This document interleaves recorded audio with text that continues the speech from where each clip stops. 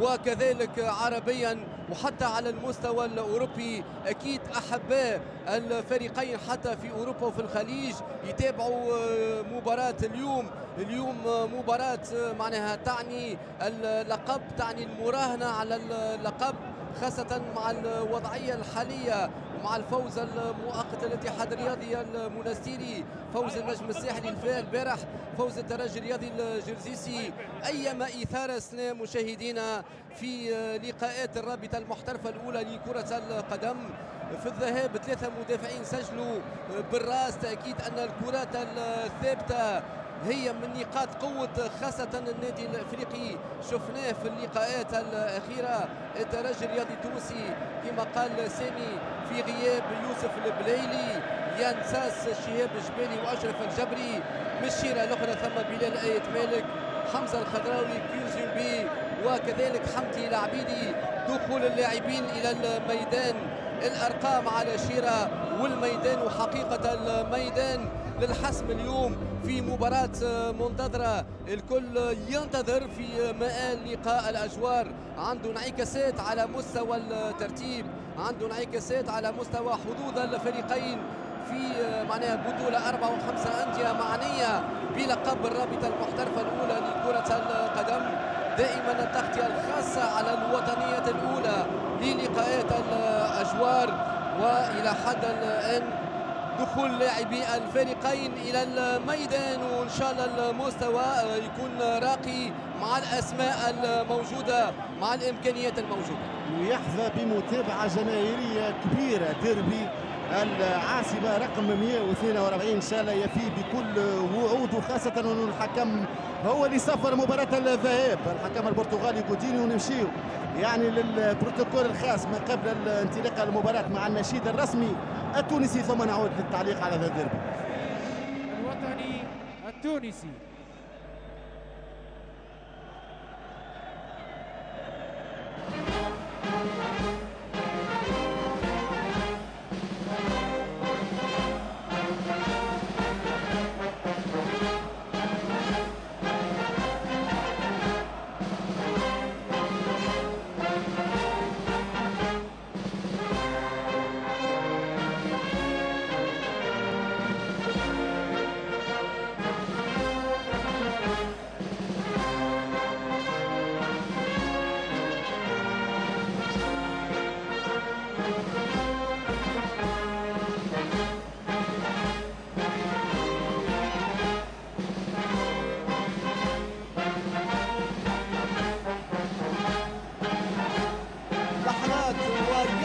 اللقاء امكانيه اللاعبين المدربين باش نلقاو طبق كروي ممتاز، والمشاهد ايضا ودائما الابداعات ودائما يكون محط الانظار لقاء الاجوار. لقاء الاجوار بامتياز نسبه لهذه الاجواء المتميزه اللي تصنعها جماهير النادي الافريقي على مدرجات الكورفا نور. كيف ما شفنا مدرجات الكورفا سود في الذهاب بالنسبه لجماهير الترجي، تبدع جماهير النادي الافريقي الكورفا نور تجيب على مدرجات ملعب حمادي العقربي برادس في ابهى صوره، تقريبا صوره جميله جدا في ملعب حمادي العقربي برادس في هذه المباراه القمه، المباراه الامتياز، مباراه العراقه ما بين الكبيرين الافريقي والترجي. ان شاء الله تفي بكامل وعود على مستوى الفرجه والاهداف.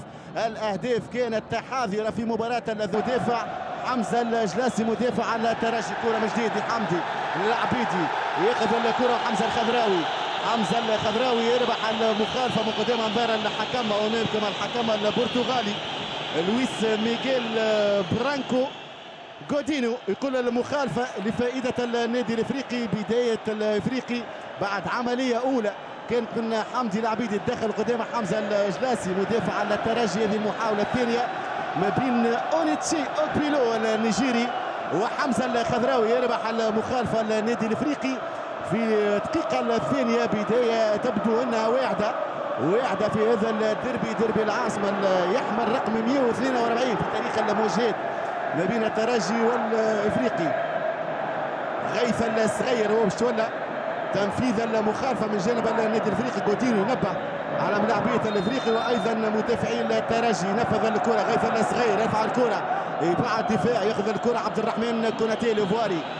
عبد الرحمن كوناتي يمشي له حمزه الخضراوي فك منه الكره حمزه خضراوي يربح امتار الخضراوي يراوغ على مستوى الجهه اليسار خضراوي والكره تخرج ضربه 6 امتار. محاوله كانت من حمزه الخضراوي او يتجاوز محمد بن علي الظهير الايمن حب يوزع لكن الكره تخرج 6 امتار في بدايه تبدو انها الترجي الرياضي التونسي.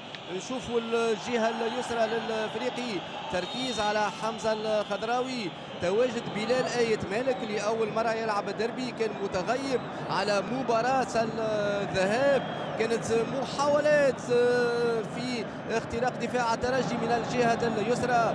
نشوفوا محمد بن علي يبعد على حمدي العبيدي والتدخل الأخير ومخالفة للظهير الأيمن للترجي الرياضي التونسي. الدقائق الأولى حكم المباراة لويس جودينو اونوتشي اوغبيلو متوسط الميدان النيجيري للترجي الرياضي التونسي. تنفيذ المخالفة لصالح الترجي. مباراة مدارها مواصلة المحافظة على الحظوظ للحصول. مباراة الترجي والنادي الافريقي. غيث الزعلوني ذكروا بوعبيد كان اساسي في مباراة الذهاب وكان سجل بوعبيد. الإشارة من لويس جودينيو أمامكم أيضا حكايات نتاع ظهير أيسر يصعد ومعاه كذلك في الجهة المقابلة كذلك غيث الزعلوني. نشوفوا أيضا علي يوسف من أبرز الأجانب السنان في الرابطة المحترفة الأولى لكرة القدم يحذق التسديدات الرأسية وسجل في مباراة الذهاب وهو لاعب دولي مع المدرب المعروف اليو سيسي.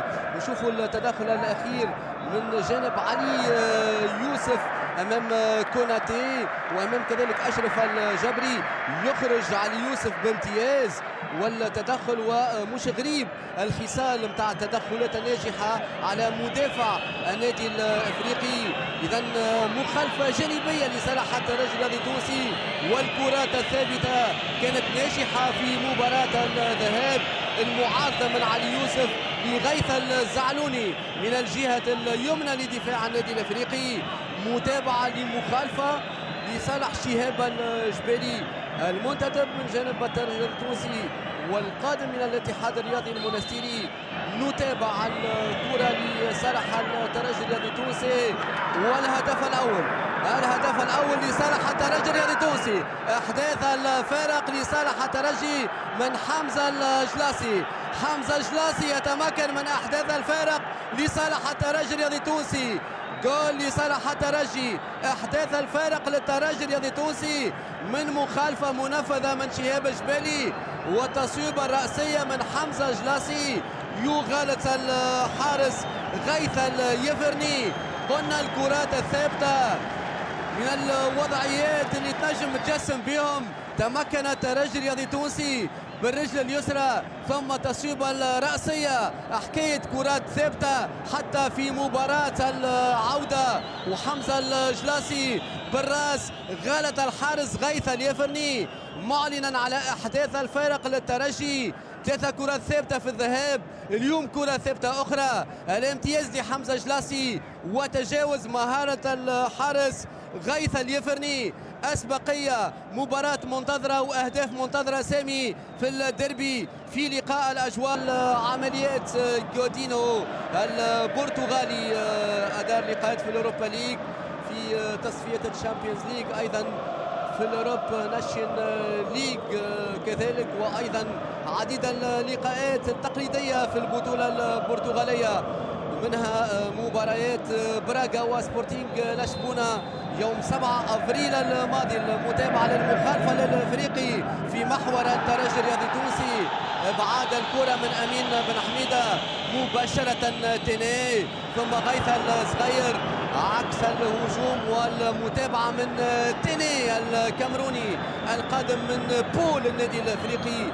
الحارس غيث اليفرني عوض احسن تعويض اثناء اصابة معز حسن في الاثناء المخالفة لصالح النادي الافريقي بالتحديد الهداف اللي يلعب اول ديربي في سجله اللي هو بلال آيت مالك، وإعادة من جديد للكرة الأخيرة والتدخل من جانب أمين بن حميدة بعد الكرة الأخيرة من مناطقه مباشرة. حمزة بن عبدة إلى تيني سامي، دائما الأسبقية إلى حد الآن من جانب الترجي، والكرة لحمدي العبيدي ثم حمزة جلاسي والمحاولات من الإفريقي، والكرة ترجع من غيث الصغير إلى تيني ويلز الكامروني إلى حمزة الخضراوي، مقطوعة من اونيتشي. اوكبيلو يسير على هجمة للترجي، اونيتشي اوكبيلو الجبري يغير الكرة إلى عبد الرحمن كوناتي، يقطع الكرة يرجع يغطي حمزة بن عبده، يبعد الكرة توصل إلى فيليب كيزومبي إلى حمزة الخضراوي، الخضراوي يمشي له النيجيري اونيتشي اوكبيلو يقطع منه الكرة. دور كبير قاعد يقوم به النيجيري في وسط الميدان، اونيتشي اوكبيلو نيجيري الترجي إلى ايفواري عبد الرحمن كوناتي، ويربح المخالفة مع انذار يرفعه الحكم في وجه احمد خليل القائد. اول انذار يرفعه الحكم البرتغالي لويس جودينيو، يرفعه في وجه احمد خليل بعد التدخل على عبد الرحمن كوناتي على مستوى دائرة وسط الميدان. اول تدخل من احمد خليل على عبد الرحمن كوناتي، ويحتاج احمد خليل قائد النادي الافريقي ان شاء الله سلامته. الكره الاخيره للاعب عبد الرحمن كوناتي كان تعرض للإصابة بعد التدخل الأخير من أحمد خليل، وبعد ما أنظروا الحكم لويس جوديني، وأكيد مش مرتاح بالمرة دافيد بيتوني على عكس ماهر الكنزاري اللي متقدم في النتيجة هدف مقابل 0. دافيد بيتوني ممكن هدف من كرة ثابتة لخبط أوراق المدرب الفرنسي دافيد بيتوني على عكس ماهر الكنزاري اللي ممكن هدف نعرفوه في الديربي بالنسبة للترجي يريح مدرب الترجي على حساب مدرب الافريقي دافيد بيتوني. لكن المباراة للدقيقة 90 تتلعب الديربي ما بين الترجي والنادي الافريقي. متقدم الترجي منذ الدقيقة 10 بفضل هدف حمزة الجلاسي. تنفذ الكرة طويلة من جبالي، شهاب الجبالي يدخل مناطق الجزاء، يتابعه علي يوسف الى شهاب الجبالي. شهاب الجبالي يحاول يمرر بكرتين لكن يقطعها علي يوسف الدولي الليبي، يربح المخالفة وينبه على شهاب الجبالي. الحوارات الزايدة له مع الحكم البرتغالي لويس ميغيل جودينو. قلت حكم الديربي بصراحة اعطى مباراة اللي عمل مباراة كبيرة برشا هذا الحكم البرتغالي. هاي الحوار الأخير ما بين علي يوسف مدافع الافريقي وشهاب الجبالي، الحوار ما بين الجبالي وعلي يوسف الدولي الليبي للافريقي. هذه كرة من ايت مالك يغير الى كرة طويلة الى حمزة